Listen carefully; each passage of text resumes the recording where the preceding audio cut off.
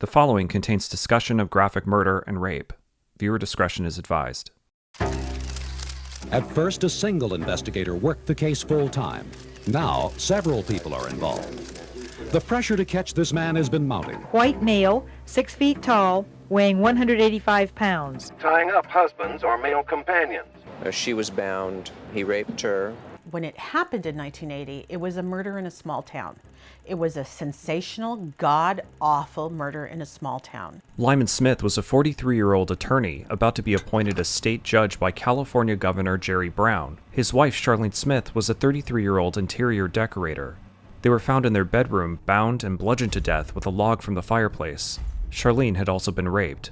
There was a lot of reason why you would think that someone they knew did this, and it had a lot of feeling and emotion behind it. Lyman Smith's daughter, Jennifer Carroll, had just graduated from high school. I didn't necessarily believe I would be next on his list, but I did have a fear that there could still be somebody out there, and that I knew that he watched and that he wasn't past catching up with prior victims. That was part of his MO, was to call people from the past or to be basically a terrorist.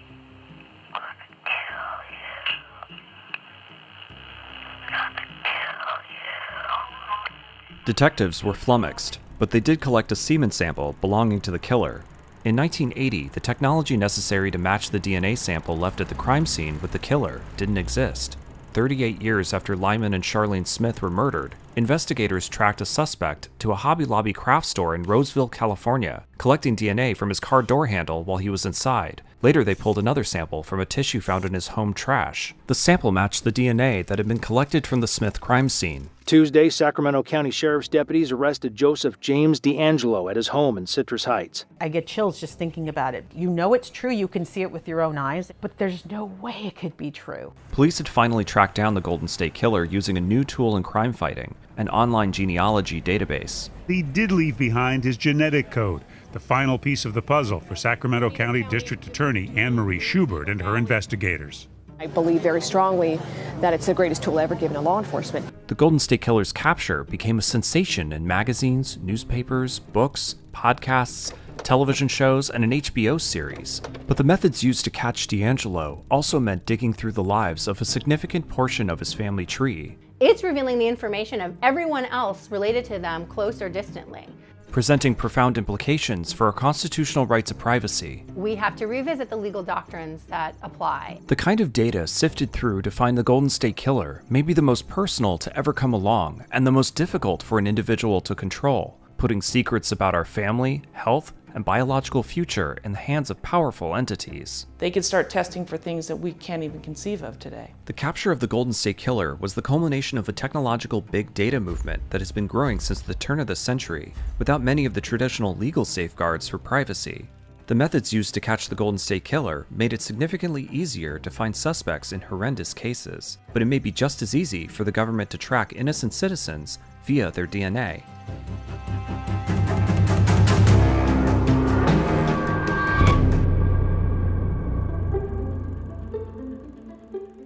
You know, it's 1980 and I was just 18 and I had graduated high school early, and I'm very grateful because the folks at Buena High let me come back and hang out there. Problem solving around that my dad had been murdered and Charlene had been murdered, but also just figuring out a way to insulate myself from the kind of madness that was going on. A small town double murder not only confounded investigators, but the entire Ventura, California community. But Jennifer Carroll felt supported by the people around her as years dragged on without any charges in the case. I've always had bells on my exterior doors so I could hear if somebody's coming or going. I've always slept with an Oakland A's mini bat, even though I'm also a Giants fan. But I had an Oakland A's mini bat, and then I've always kept a bottle of perfume by my bed. I would be willing to fight to the death to protect my home and myself before I would just give up and acquiesce. As leads in the Smith case went cold, a new tool in crime fighting was beginning to turn the criminal justice system upside down. DNA evidence is now used with such frequency that genetic fingerprinting has become routine. In the late 1980s, before the advent of genealogical databases in crime fighting, DNA samples from crime scenes had to be large in quantity to be tested, meaning big pools of blood or large quantities of semen or saliva. Back then, samples were manually analyzed and required a lot of analysis. the way someone might look at an out-of-focus photograph and try to interpret what they see. This new scientific tool was enough to upend the criminal justice system, allowing investigators to catch perpetrators and exonerate the innocent. In 1994, the federal government created a database called the Combined DNA Index System, or CODIS. Before the system could launch, the FBI had to come up with standards for what level of detail to store in the database. Erin Murphy is a former public defender and the author of Inside the Cell, The Dark Side of Forensic DNA. There's this need to develop a DNA profile that is discriminating enough among people to identify them, but not so discriminating that it invades their privacy or costs too much to do. Law enforcement decided on a portion of the genome, just 13 places at the time. They each have 2 pieces of information, one from mom, one from dad, so that means you'll have essentially 26 discrete pieces of information. Part of the benefit of that method is that it doesn't really tell you very much about someone's health or their physical characteristics or anything like that. Regions that are non-coding don't signify anything. That's where you get this idea of junk. It's just junk DNA. That stays and is still the mainstay of DNA testing. As the turn of the century came, police thought DNA matches would be the future of solving the most heinous crimes.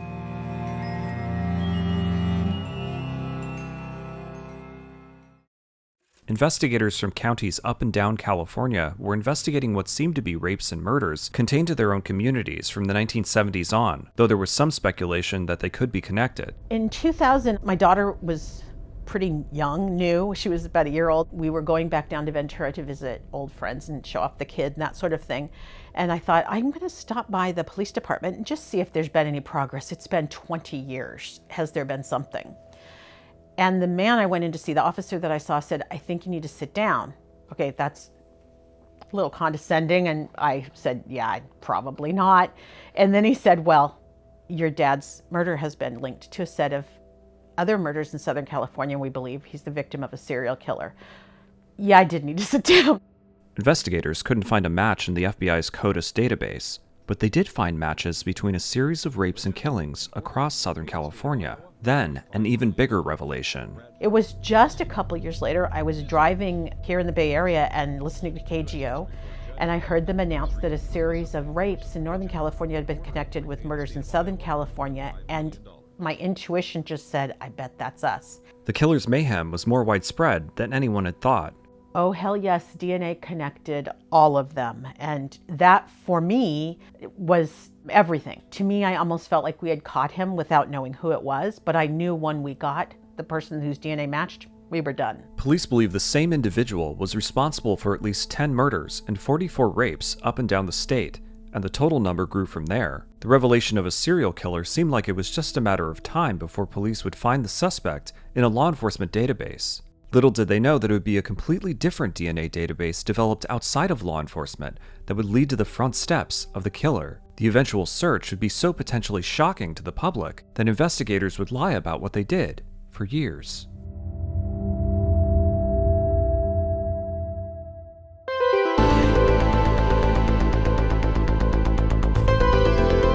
The Human Genome Project has no lesser goal than to map every bit of information contained in the human genetic blueprint.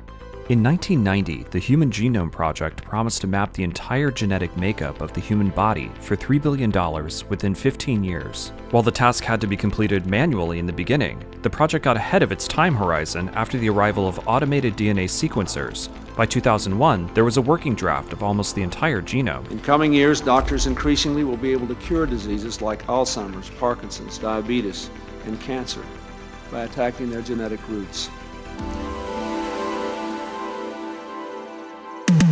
The genetic basis for most diseases turned out to be far more complicated than scientists had assumed, but the technology did create a brand new market for consumer genetic testing. Ancestry.com announced that it was teaming up with a genetics lab to offer you a handy-dandy home DNA test kit. There was an opportunity to gather information about people, which they could monetize. I analogize it to Facebook or Instagram or Twitter. Bika Barlow studied genetics and developmental biology before becoming an attorney specializing in DNA cases. You are being provided the service, and in exchange, you give them all of your genetic data.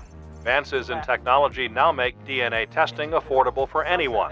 Some call it genealogy to the extreme. It's DNA testing. New startups promise to let customers understand their familial roots in ways they never had before. I used a sperm donor to have my daughter. So DNA is a big part of our life. Don't know much about him other than what he shared as part of the sperm bank information. And I thought it would be really helpful to understand what markers might come up if we use 23andMe. I think there's real value in people being able to learn about themselves and being able to manage their health and manage procreation by having DNA information that can help them make informed choices. A lot of people have found that they're carriers for things like cystic fibrosis, and they had no idea. Okay, so you call this? Well, this is a spit party. A spit party. A spit party. In the Spit Lounge, guests provided a sample of their DNA for decoding. The spit collectors work for a website called 23andMe. It's like looking in the mirror for the first time. If you'd never looked in the mirror before, you would want to look. It's actually looking for things that we as consumers really have no grasp of what they are at this moment. And that can change. They could start testing for things that we can't even conceive of today.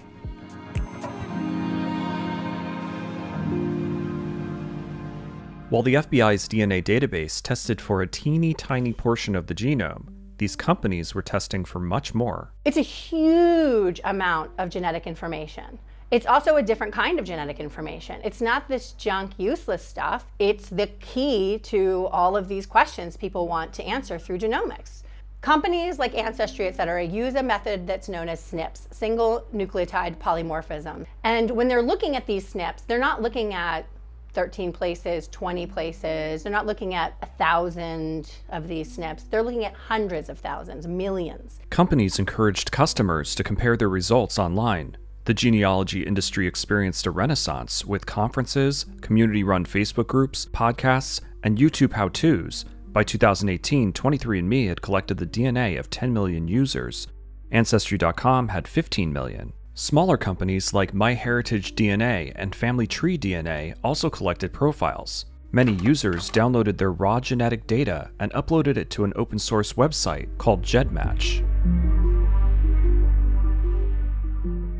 By 2013, investigators across California had started calling their suspect the Golden State Killer, but DNA collected from the crime scenes didn't produce a match when checked against law enforcement databases. When genealogy companies started gaining traction, investigators took notice. Perhaps the Golden State Killer, or more likely a family member, had willingly handed over the DNA code of their family tree. Detectives began to dig with the help of genealogist Barbara Ray Venter. GEDmatch.com seemed like a particularly useful resource because anyone could upload analyzed or genotyped DNA data to check for comparisons. What happened next would be retold to newspapers, TV programs, podcasts, an HBO documentary, and victims' rights groups. Law enforcement says they were able to link this DNA using an open source genealogy website called GEDmatch. GEDmatch.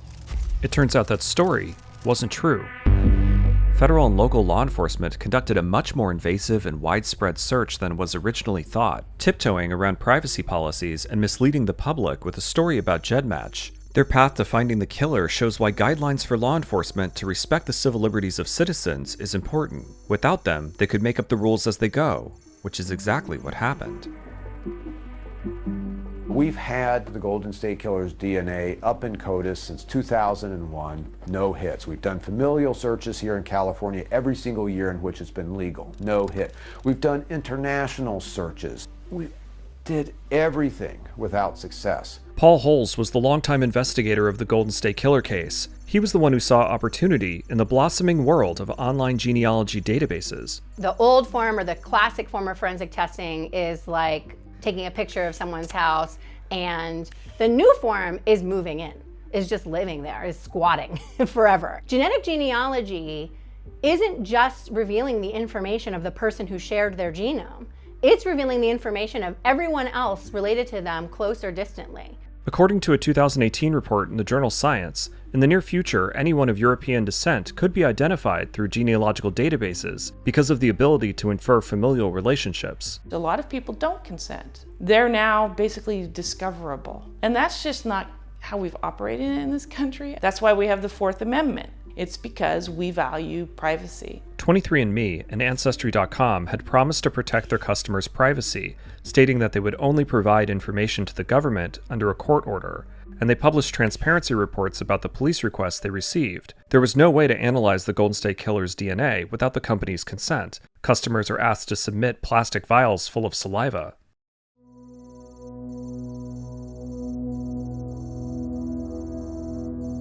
In February 2018, Barbara Rae Venter, the genealogist assisting the FBI, uploaded the killer's genetic data to an online DNA database, and that search gave her the names of a series of second cousins, filling out the family tree she was constructing and ultimately leading police to the killer. All the people who are in the Golden State Killer's family tree outside of that immediate family, they have no idea that was them. They were the one. It's their family tree that is now sitting on a hard drive somewhere in a computer in California, or their personal financial history records, et cetera, birth records, death records, marriage records, that are sitting in a folder labeled GSK investigation. Venter was able to narrow down the suspect to 6 people.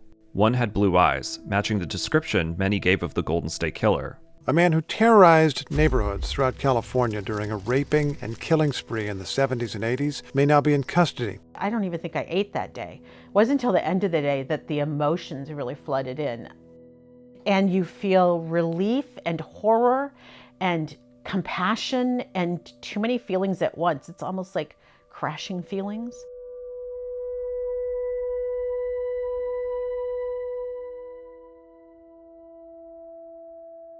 According to the Los Angeles Times, it was MyHeritage, a privately owned DNA database Rae Venter used, that provided the hit that would find the killer. Unlike Ancestry or 23andMe, MyHeritage allowed customers to upload genetic data generated by third parties for analysis on its site, so Venter was able to upload DeAngelo's data, which had been genotyped by police, and pretend it was her own. GEDmatch, a genealogy site being credited as the missing key. But investigators had claimed that Rae Venter had tracked down DeAngelo using GEDmatch, an open-source genealogy database, so why did they lie? The FBI told Sacramento investigators to keep the involvement of MyHeritage a secret, saying they needed to protect the names of confidential sources. Holz told the Los Angeles Times, "We were entirely confident that it would pass legal muster, but we understood that there could be a fallout in terms of public perception."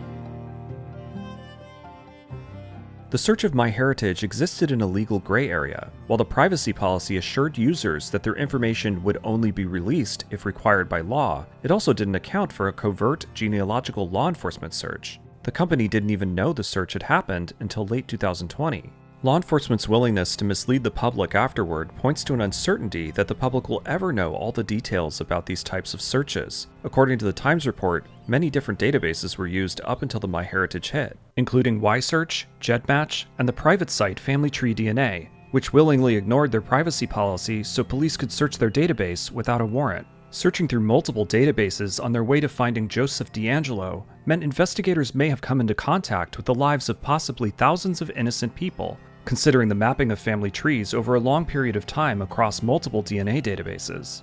You're going through the lives of thousands of people to find your guy. Rifling through the lives of thousands of innocent people, people you know are not the perpetrator of the crime, is a pretty serious thing to encourage law enforcement to do. The methods used to catch DeAngelo invert the traditional approach to search and seizure as sanctioned by the Constitution. The idea is not that police are supposed to indiscriminately kind of rummage through the lives of citizens looking for crime. They're supposed to have probable cause, targeted suspicion to believe somebody is involved in criminal activity, and then from that suspicion, perhaps develop reason for arrest or prosecution. The FBI and local investigators have always maintained that what they were doing was within legal bounds.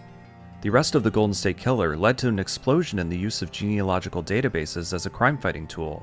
But the practice may violate the privacy of many individuals found along the way to finding a suspect.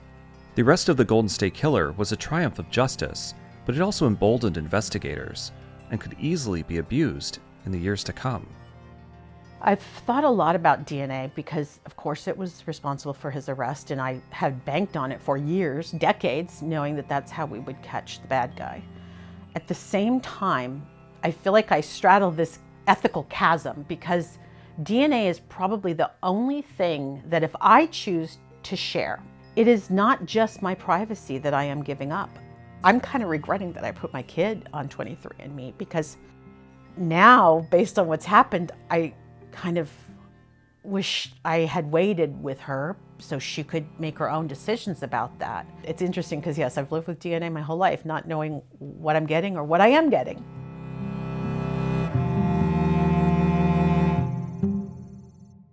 Civil liberties advocates worry about the uncertain future of using DNA databases combined with sensitive DNA testing, changing the traditional ways investigations are brought about.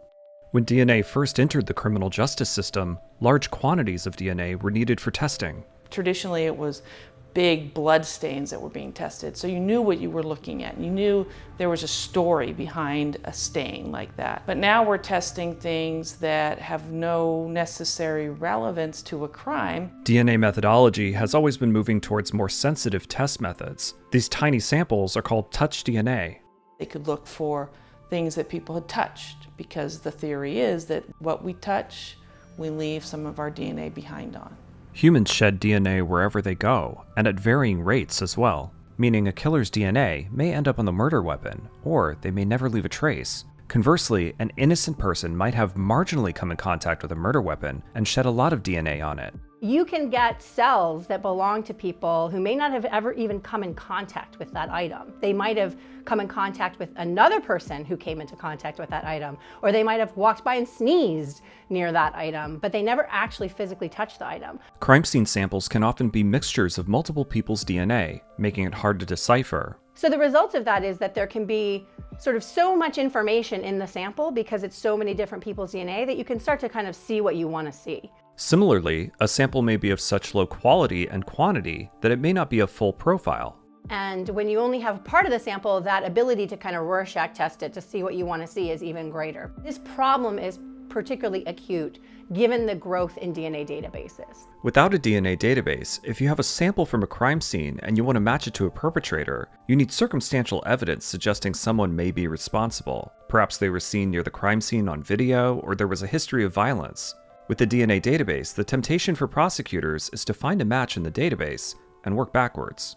If you have 17 million people's DNA and you're doing this kind of Rorschach testing, you sort of have this huge pool of people to suspect, and often there will be no other evidence, or often the other evidence will be kind of accumulated later, and although it might support the finding of guilt, like, oh, they live in the same state, or, oh, you know, they have a prior record of some kind. Really what you're doing is you're saying this partial profile matches, and that's what I'm kind of building the scaffold of the case on, and these other coincidental factors just help support my finding. And so databases make that ambiguous quality of some of these samples much more potentially pernicious because they allow police to take those incomplete samples and sort of find perpetrators who seem to match but may in fact not be the actual perpetrator of the crime.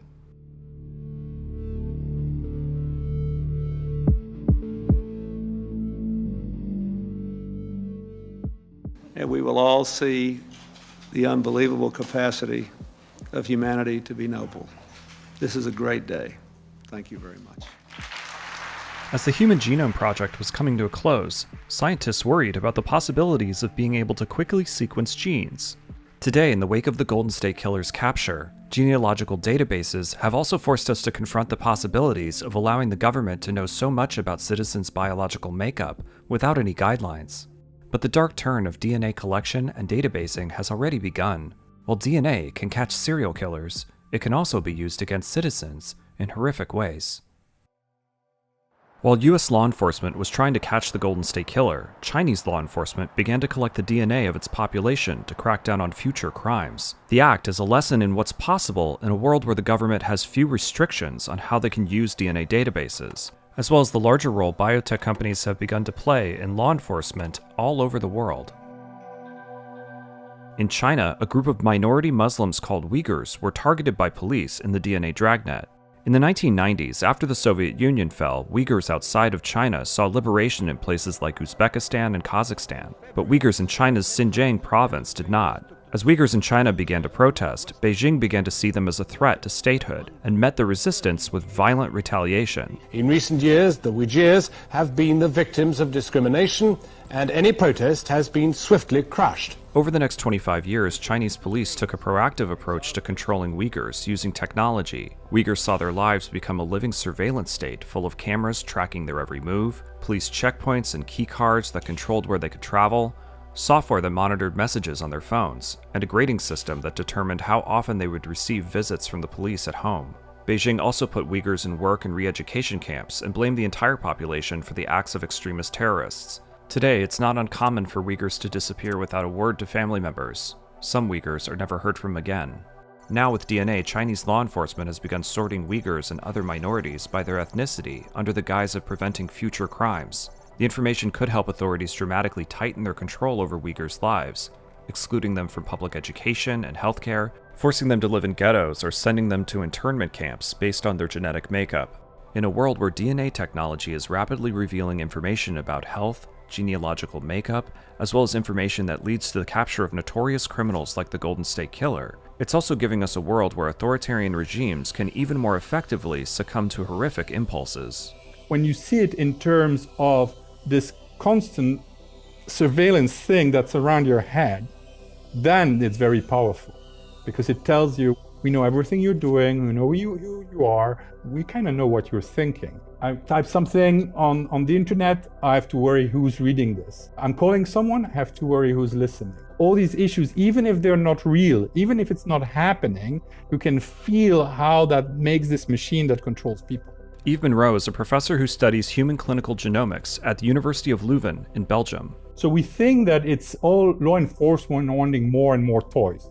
In fact, when you look deeper, you see something much more complicated. After a terrorist attack in 2014, Chinese law enforcement began to use preemptive efforts in Xinjiang, an autonomous territory in northwest China populated by Uyghurs.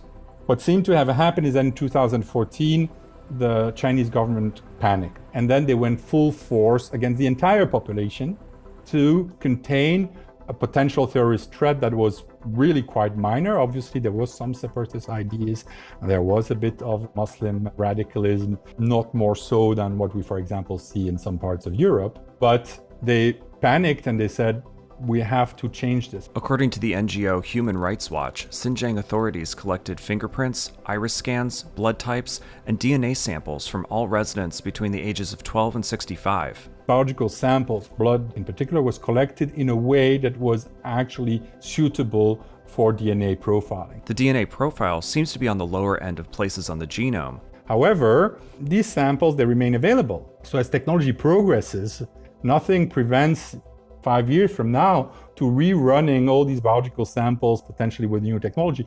Chinese police bought equipment and had technology tailored for them by a US company named Thermo Fisher Scientific, one of the world's leading makers of DNA technology for law enforcement all over the world, including the United States.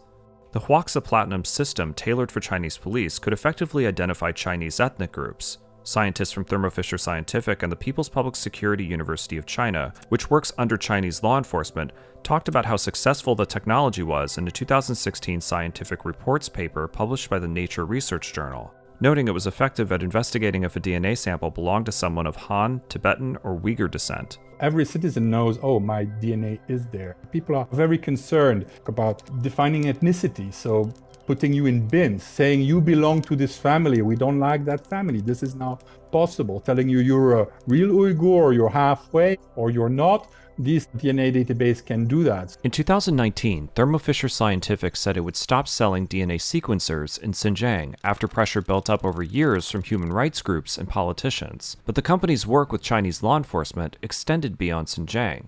A June 2020 report from the Australian Strategic Policy Institute detailed that since 2017, the company, along with dozens of Chinese companies, also helped China's Ministry of Public Security expand its DNA dragnet across China. Authorities collected saliva and blood samples from men and boys, who are thought to be most likely to commit the majority of crimes. And they're deploying this database across the entire country.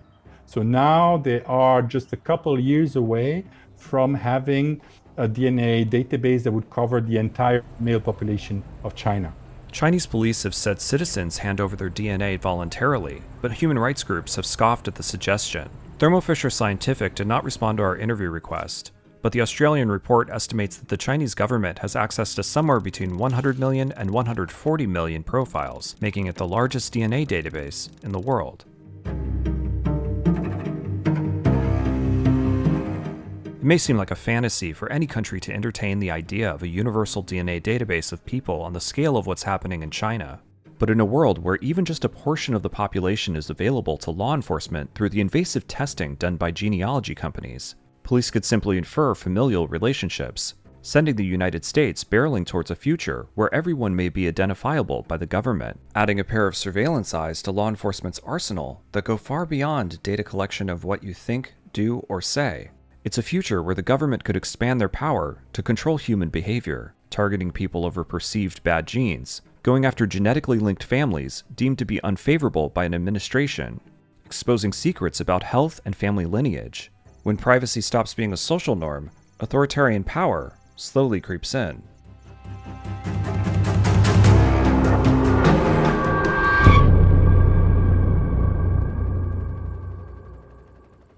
Detectives in the Golden State Killer case entered the 21st century seeking to bring justice to victims' families with cutting-edge DNA technology. They thought they could do it themselves by searching the Combined DNA Index System, CODIS, a law enforcement database of people linked to the criminal justice system. But a private online DNA database would end up providing the clue that would lead to the killer. A cousin's genetic code was close enough to the Lyman and Charlene Smith crime scene DNA left by the Golden State Killer. D'Angelo eventually said he was guilty in late 2020. Yesterday in Sacramento, a 74-year-old retired mechanic and former police officer admitted to being the serial rapist and murderer.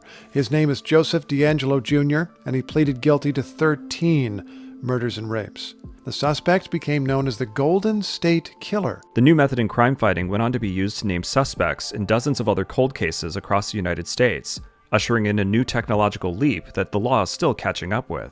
There's been through our history moments in time where technology develops that just changes the way the world works so fundamentally that we have to revisit the legal doctrines that apply. And I think we're in one of those inflection points as regards technology. Year after year, scientists discover new details about DNA, sometimes in the most surprising ways. It's still an evolving technology that we don't really know what it holds, but we do have some indicia of what's there, and I think we have to say, is total genetic transparency by law enforcement really something we should tolerate in our society, even at the expense of not catching all crime or even stopping some of the most serious crime? Lawmakers could restrict the scope of searches so they aren't as intrusive. Some of the standards required for a sample's inclusion in the FBI's Combined DNA Index System may be a helpful path for the lack of genetic genealogy rules the U.S. has for law enforcement. So the rules and restrictions that govern the quality and type of samples that are allowed to be uploaded into the national database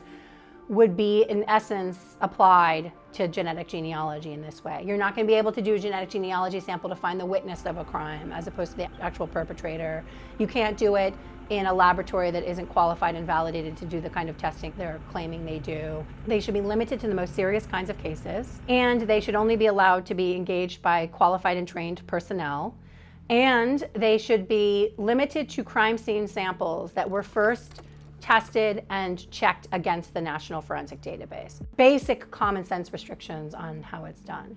Big data has guided humanity into new, more efficient ways of living since the turn of the century, but it's also given us a world where law enforcement is that much closer to our daily habits, whereabouts, and at least when it comes to DNA, our genetic makeup. This big data movement, this technological moment in time, really requires rethinking these fundamental questions about how people and the police relate. We can't move through the world keeping ourselves from shedding DNA, and more importantly, we can't stop other people to whom we're related so distantly we may not even know them from making decisions about genetic transparency that are different from the ones that we would make. And so I think the law needs to come to recognize that the genome in its enduring quality, its infancy, we don't know exactly what the genome's secrets will tell us, that it's a different kind of piece of information that deserves better protection, both from the decision making of your relatives and also from prying police eyes.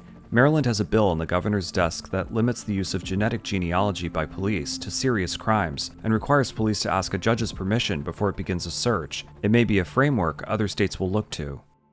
Joseph James D'Angelo was convicted of 13 murders and 50 rapes, and he'll spend the rest of his life in prison as a part of a plea agreement to avoid the death penalty. As a part of the agreement, he admitted to committing more rapes where the statute of limitations had run out.